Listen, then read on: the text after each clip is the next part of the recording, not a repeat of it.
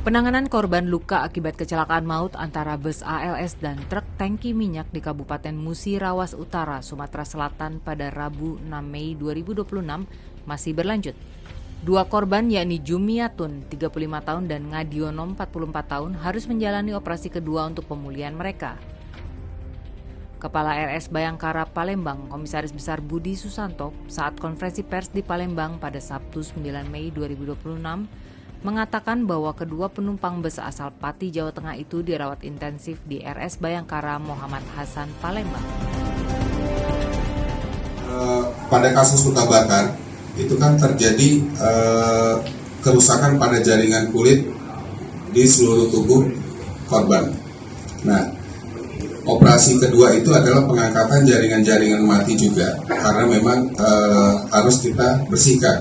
Jadi kita akan melakukan beberapa kali operasi untuk yang pertama pencegahan infeksi, yang kedua untuk membersihkan sisa-sisa jaringan mati yang masih menempel di kulit korban. 90% luka bakar ya, itu kan? Iya. Yang 90%. Yang sekarang akan dioperasi ya Pak ya? Iya, 90%. Kalau Bapak Ngadino 80%. Cuma memang kondisi yang Ibu Jumiatun itu kondisinya lebih buruk.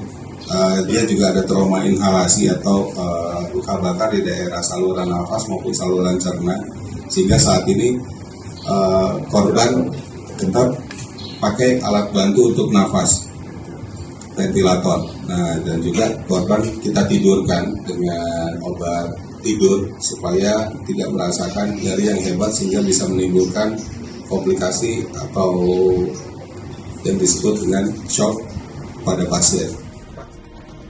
Sementara itu, Muhammad Fahrul Hubaidi, 31 tahun, yang meninggal usai menjalani perawatan intensif dan operasi di RSUD Rupit, telah dipulangkan ke kampung halaman.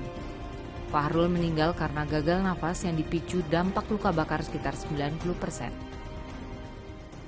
Jadi kita antar dengan ambulan dari Muratara, mampir di Polda, kemudian dilanjutkan sampai ke Tegal. Kemungkinan sudah kalau kita hitung jamnya bisa sudah sampai ya. Nanti kita koordinasi ulang. Dengan meninggalnya Fahrul, per 9 Mei 2026 jumlah korban tewas akibat kecelakaan maut tersebut menjadi 18 orang. Sebanyak 17 korban lainnya tewas di tempat kejadian. Saat ini ke-17 korban tewas itu masih menjalani proses identifikasi dengan uji DNA yang lebih rumit. Dari jenis kelamin, dari 17 jenazah yang ditemukan, itu kemarin kita harus kita pastikan ada memang kelaminnya gitu kan. Kita periksa, nah kita hasil pemeriksaannya itu kita temukan 13 laki-laki dewasa, 3 perempuan dewasa, dan 1 anak-anak. Anak-anak ini kami belum bisa memastikan jenis kelaminnya karena memang kondisinya kelaminnya nggak ketemu gitu. Adapun satu korban selamat lainnya adalah salah satu kernet bus ALS bernama M. Fadli bin Ibrahim, 30 tahun. Warga Riau itu diketahui mengalami luka ringan di tangan dan kaki. Setelah dirawat, Fadil dimintai keterangan di markas Polres Muratara. Kasubit Penmas Bithumas Polda Sumsel, Komisaris I. Putu Suryawan mengatakan saat ini Fadli dijadikan saksi kunci dalam kecelakaan maut tersebut.